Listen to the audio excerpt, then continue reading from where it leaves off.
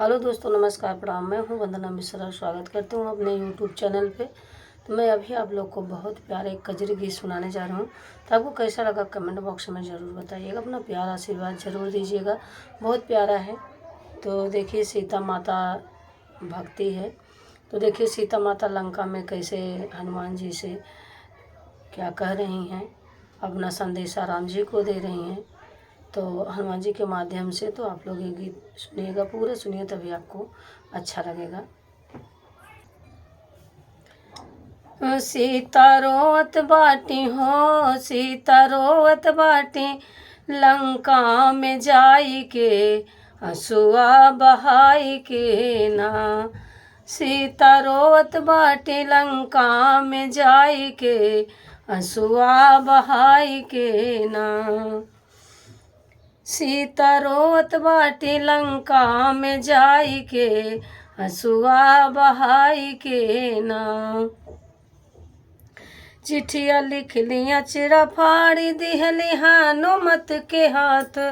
चिट्ठिया लिख लिया चिरा फाड़ी, दिहली हनुमत के हाथ। चिट्ठिया दे दी हना हनु, चिट्ठिया दे दी है राम रघुराई के। चिट्ठिया दे दी है राम रघुराई के हसुआ बहाई के ना। चिट्ठिया दे दी है राम रघुराई के हसुआ बहाई के ना।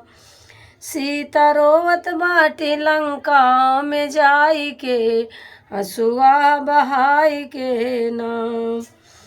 रावण बगिया में आवे, रोज हमें डेरवावे।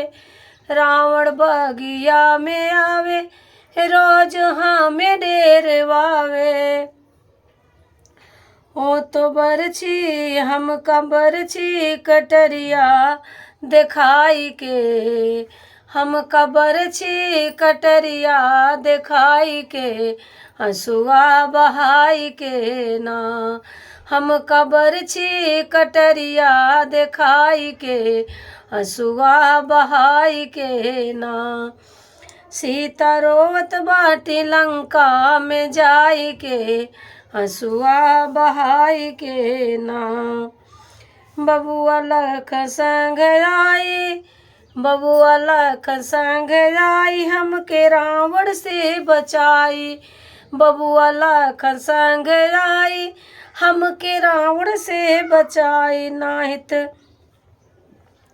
नाही हम मरी जाबई, नाहित हम मरी जाबई, जहरवा के खाई के हसुआ बहाई के ना। नाहित हम मरी जाबई, जहरवा के खाई के हसुआ बहाई के ना। सीता रोवत बाटी ना, सीता रोवत बाटी, लंका में जाई के हसुआ बहाई के ना।